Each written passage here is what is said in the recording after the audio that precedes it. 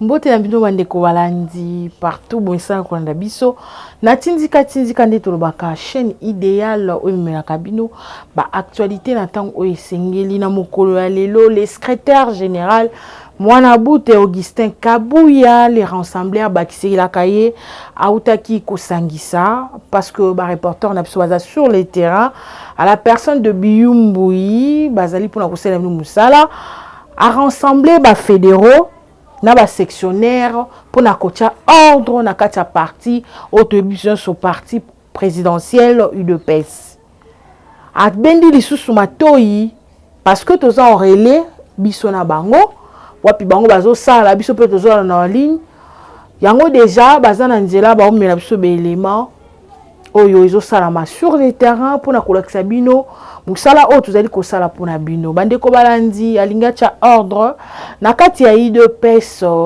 pe a bendi matoi na ba eboso ba mibengaka ba combattant ya ba réseaux sociaux obimi na oka na réseaux sociaux onga combattant obunda wapi pozo bunda contre nani na yango le secrétaire général Augustin Kabuya Mwana Bute mikolo tozo bakisela les rassembleurs a sangisaki ba fédéraux na ba sectionnaire pour na kobenda bango matope ko pesa bango communication oyo pe lisusu a martelé sur aux à la combattant aux à la fédéraux il faut zonga kana section na yo chaque dimanche combattant nyonso fois ki na kana cellule na ye pour na tsa ko kota ko yeba nini ezali ko leka pe communiquer ni pe communication nini ko leka kuna na kati.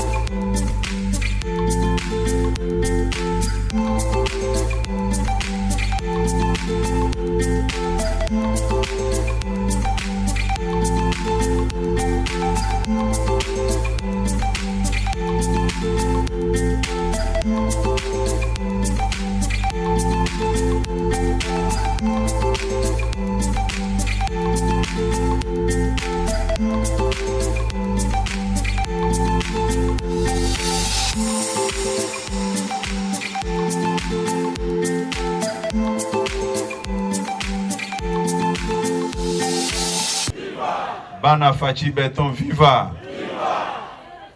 Na lobi boy. Naza contre ba mouvement associatif na binote. Mais na lingi to tambola ndenge stati na biso elingi. Lelo bato ebele soki ba pesie musala ba nommé quelque part. Réflexe ya liboso eza kosala association na ye. Il sert son association de plus que les partis. Biloko wana ngai na koki ko sepela na yango te. Yango biloko wana bao baebi premier jour o nakotaka na lopango oyo comme secrétaire général botiaki nga ba poudre na bino mais réaction na nga liboso nasengaki bino bolongola ba fiche nyonso ezaki na kati yao nalobaki bolongola yango bao tozaki na bango mokolo wana bayebi des jours bitumba ekotaki des jours balobaki Kabuya aye koboma parti. Non, ce n'est pas vrai, c'est de la malhonnêteté. Naebisaki batu nyonso ke oyaza na mouvement associatif naye aluka siège naye ailleurs puisque oyaza siège à IDPS. Lokola oyaza siège à IDPS, il faut tozongi sa pouvoir na base. Bao tozaki na bango na parti au kala. Baebi ke après San City fait Etienne Tshisekedi ayambaka biso. À l'époque, tozaki na cadre ya JDPS, tozalaki réussi et panaye, touti na baselil na biso ba parlement debout, et loko a liboso a ebisaki biso boy. Bino nyonso bozonga na base. Puisque parti soki base ezate, parti eza kokufa. Lelo soki pouvoir ezongi na base te. Nayoka kaba inconscient mususu par ignorance babenga ka permanence na biso na ke base. O eza siège national eza base ya IDPS te. Base ya IDPS eza nde na baselil. Biloko to salaki imitation na biso de l'opposition au pouvoir. Ebele akokende pona koetale médiocrité na yesi la place publique akoyebsoke yo yebingate nganza combattant ti combat qui puisque tu es déjà au pouvoir aye panayo ayebisioke boya mokonzi mboka mais ça même là-bas ça va akoyelo discours moko ya ko préparer yo moralement. Au finish yo moko oko banda discours ya ko critiquer mokonzi mboka. Yo moko yango nazolo baboy. Et kozala très malhonnête soki tolingi to juger mokonzi mboka comme si a géré mboka pendant 3 ans soki tozaki na contexte normal. Réunion na biso lelo na convokaki yango mardi. Mais mardi, il y a eu un contretemps indépendamment de ma volonté. Je tiens d'abord à vous présenter des excuses puisque vous se déplacez qui pour boya to solo.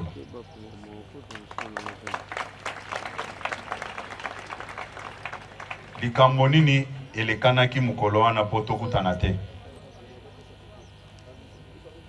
Mukolo wana ya mardi naibaki te ke nakozanga kozala na bino puisque ngai moko de nasangisaki bino na lopango awa na permanence na biso naibisaki bino ke banda lelo mutu nyonso azako se reconnaître comme étant membre de l'IDPS il faut azonga na cellule na ye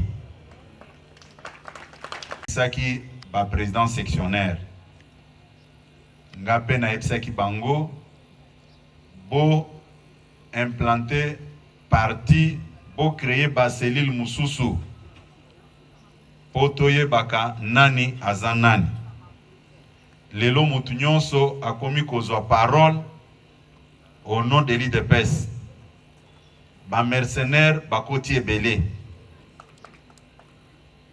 Mais pour mettre fin à ça na lobaki ba cellulaire il faut base au pouvoir na bango statutaire.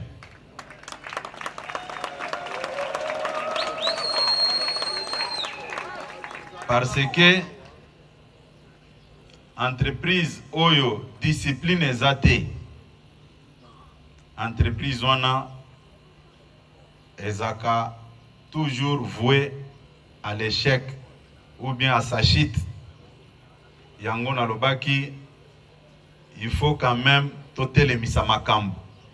Oh, Ngai, Naza Songolo, les amis d'Augustin Kabouya, mouvement soutien au secrétaire général. Na lobaki, il faut biloko nyonswana et les tozonga bisonyon sona seli. Wana, yo lobi oza mutu ayi de pes. Discours oza ko développer, c'est contre les régimes, contre le président de la République, des bêtises passées. Et puis na koyebi sabino boy. Na yebi ebele ba ko interprétango na ndenge na bango. Il faut discipline ezonga na kati na biso.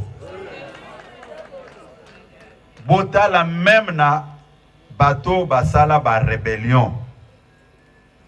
Ba yebi que rebelle abomaka en désordre puisque bazoluka ba conquérir pouvoir. À un moment donné, ce qui dérapage ezali ba créaka o ba bengaka soki cour martiale. Eza pona ko juger ba rebelle nyonso ba bando poser ba acte o eza conformité surtout na makambo etali droit de l'homme. Tokani malam. Bino ba président fédéraux. Na ko permettre te les lots au nom de la politique.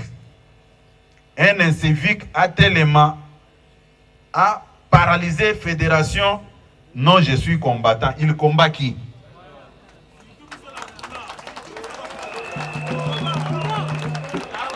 Babiloko ya bongo. Tango tozaki na opposition, tolobaki que nous luttons pour un état de droit. La justice est là. Des inciviques pareils, même en la justice. Toyokani, mutuata mokote akoki koya lelo a servir babeki na banguna na biso. Bino, il faut bon identifier ba membre nyon soit parti. Na ebisa ki bino awa. Makambu ya ba carte ya ba membre. Tosto résoudre problème wana. Na bandoze la ba machine mususu, ba machine angope ekomi déjà.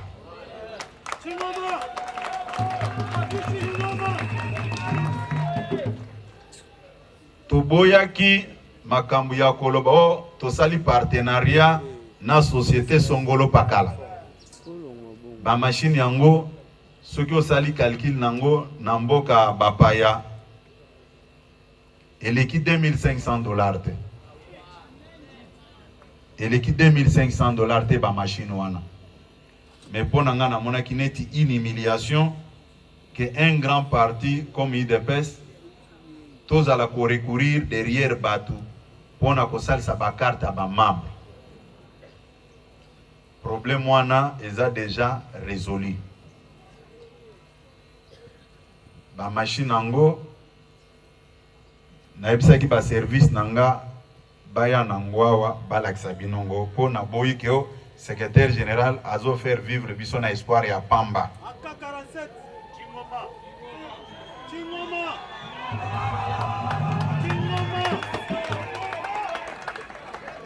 na ebisaki bino boy banda lelo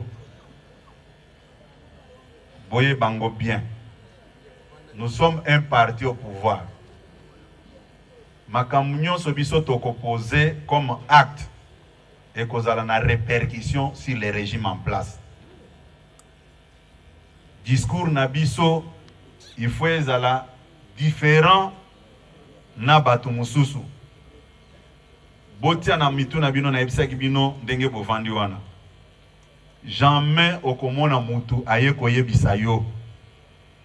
Boya mokonzi ya mboka. Jamais on ne vous dira ça.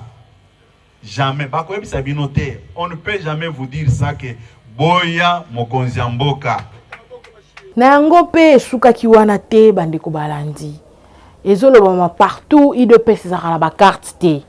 Ezolobama partout batu bayaka susu ko s'adhérer na IDPS te, bazo préférer ko kina banga musu na yango. Le secrétaire général ayaki na ba machine pona kolakisa batu nyonso machine oyo ekobanda ko sala ba carte ya ba membre tout ya IDPS. pe ba fiche pour na batu nyonso bakobanda ko s'adhérer oyo ekoyebama officiellement wana na ba anal ya parti. Sans plus tarder na tiki bino bolanda reportage ya Biyumbui pour na biso bo s'abonner massivement na tindika bo liker bo partager ba vidéo na biso tokutana na mikolo koya. Bye.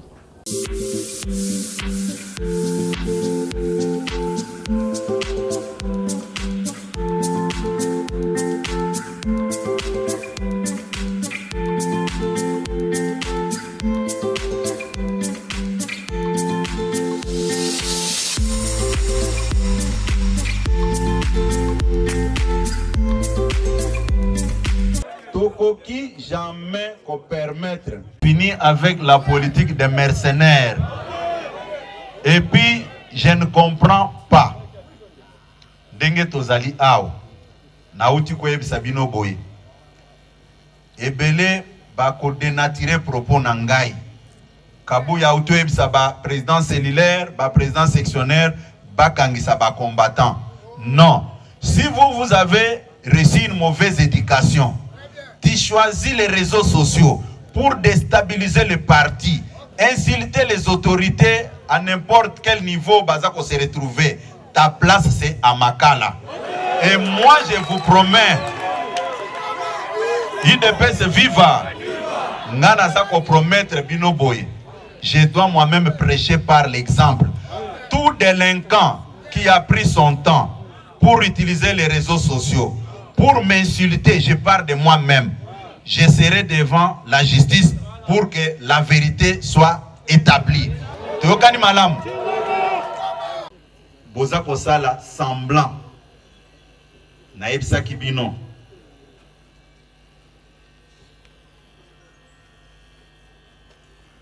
Désormais, il faut chaque cellule ezala na registre nango. Maquette yangoyo ya registre oyo tous les présidents cellulaires il faut bazala na yango. Vous devez identifier qui est qui. Maquette ya registre au binonyon il faut bazala nango.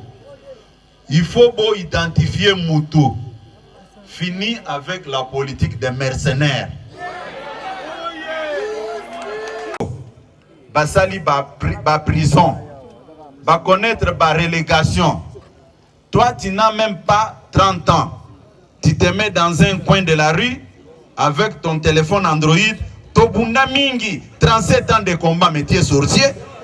Puisque tu n'as même pas 30 ans, mais tu dis que tu as combattu pendant 37 ans. Bouzo Bawana, à partir de l'élo. S'il y a des cadres dans ce parti, Oyo, Bako s'amuser. En tout cas, place Nabisona Bango devant les cours et tribunaux. Nazolo Bango devant la presse. Pourquoi nous allons procéder de cette manière? Nous sommes un parti au pouvoir. Nalanda qui bat déclaration Moussous. Félix Tshisekedi a échoué. Et sa politique à peuple d'abord. Mais réfléchissons un peu. Président français, lors de sa campagne avant d'être réélu comme président de la République, a évoqué qu'il problème y a Covid, a évoqué qu'il problème sanitaire mondial où ils à la base il y a quoi empêcher atteindre l'objectif naïe. Et réfléchir de cette manière, c'est un aveu d'échec. Nayokaki Batumususu, oh non, Kabouya Zalaki Kuna, à reconnaître que bilan ya président Tshisekedi est négatif. Je dis que c'est faux. Le bilan du président de la République est largement positif. Tokani, viva. Bino, ba responsable ya base. Vous avez un grand rôle à jouer dans ce que nous faisons aujourd'hui. Nous sommes en démocratie. IDPS Babundaki pour la liberté d'expression. Liberté d'expression est synonyme. Il y a injure. Liberté d'expression est synonyme il y a diffamation T. Toyokani malam. Et je le répète. Oh Nyonso, s'il vous plaît, Alain, digne et responsable pour honorer le président de la République. Toyokani malam. Oh, Naza Koyeb Sabino, président fédéraux. Dans vos fédérations, s'il y a des délinquants qui se comportent très mal pour déstabiliser le parti, leur place c'est en prison. Il faut les amener devant la justice. Tokani malam. Comme ça, ceux qui ont lobby naza combattant. Tokotu nayo ti combat qui? Ceux qui ont lobby naza membre ya IDPS. Tokosenga président cellulaire Alex Abiso registre. Oyo esika yo kombo no ezali okotizaka nini pona servir à parti. Tokani soki lobby non tozo akaka eloko bango ba lobby wana. Lipa lobby e bande côté kama 1000 francs. OK? Ozaki ko toucher salaire ya $100. Lelo ozo toucher salaire ya $350, $400 et lipa e komi 1500. Yona muto abando toucher $100 et puis lipa 1000 francs. Nana za l'avantage ebele. Mais nyonso wana baza koyebisa ngo batute. Nyonso wana baza koyebisa ngo batute. Soki totali que ça soit au niveau de l'enseignement. Gratuité de l'enseignement. Oh le lobana bazotanga ofele, enseignant salaire et mati lisusu. Y compris nos hommes en uniforme. Mais okomona kaka bino moko, bino. Bokokutana na aventurier mususu, abandi koyebisa bino, oh non, vous ne voyez pas que Félix Tshisekedi a échoué. Et yo pe ozobeta maboko na eloko wana. Mbongo eza komona na te, mes chers frères, naza koyebisa bino boy. Mbongo ebele ebandai kotambola kala ezaki ya muyibi. Lelo IGF aye ko assainir tous les milliers financiers au mbongo ebando mayaki muyibi. Comment yo koloba ba budget au biso tozana ngolelo. O ya 10 milliards et mati dans 3 ans. Yo lingi Tshisekedi asalo musala o pendant 18 ans les gens étaient incapables de faire. Et au komona batu bavandi bazako ebisa bino oh non makambo yo tozomona ngo clarté Tshisekedi est-ce que na 2023 bako voter biso. Je dois d'abord vous dire une chose. Batu bakanisa kike na ba élection ya ba gouverneur ezaki premier test. C'est ça même le reflet des résultats de 2023. IDPS viva. Tozui pouvoir na 2019. Tosali 7 mois à 9 mois sans gouvernement. Boyebi makambouane. 3 derniers mois, Tokotika Kaboy paf na 2020, Covid et Koti. Mokili Mobimba paralysé. Mais quand les gens veulent juger le président de la République sur sa gestion, Bazako juger comme si il a géré le pays dans un contexte normal. Et là, c'est méchant même.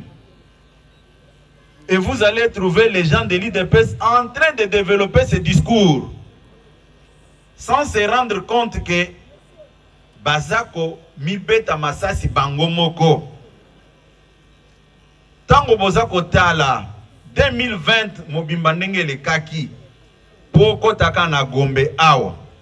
Il était question d'avoir un jeton, un macaron. Ba pekisaki batu. Boyebi yango bien. Ba maison de vente, ba magasin belé, batu ba résilia ba contrat na bango. Ba yebisaki batu na mboka oyo. Toza amziri ya kofuta ba loyauté parce que to salité à cause ya Covid. Boyebi makambo wana. Mais quand vous voulez juger Tshisekedi, vous le jugez comme si situation est tambola qui n'a contexte normal. C'est méchant. Tokani malam. Bino ba président cellulaire, bino ba président sectionnaire. Aussi longtemps que tozali awa, toza ko sangana toza ko travailler. Soki mutu amoni ke gestion na biso awa eza mabe akende ko saisir justice amemanga na justice ke naza ko kamba mabe tokani eza droit na ye eza héritage ya famille nangate à saisir justice que le secrétaire général de notre parti est en train de gérer mal. Mais ce qui moutou à recourir à la violence pour venir faire du n'importe quoi ici, nous allons aussi répondre violemment. Toyokani? Toyokani malam? Ce qui naza koloba yango devant des caméras ici. Ce qui moutou aye a s'amuser par malheur que na kekuna na sala mobulu na kolimbisa ete akokende tout droit na makala parce que aye ko attaquer un responsable d'un parti politique. J'ai dit non, même ndenge na zaboy, je n'ai aucun pouvoir d'empêcher à un membre soit du FCC, soit du PPRD, soit de la Mouka pour imposer point de vue nanga.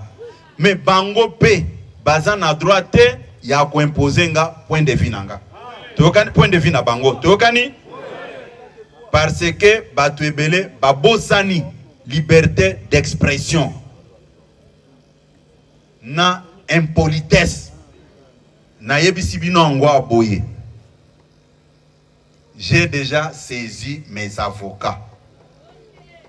Je dois d'abord prêcher par l'exemple.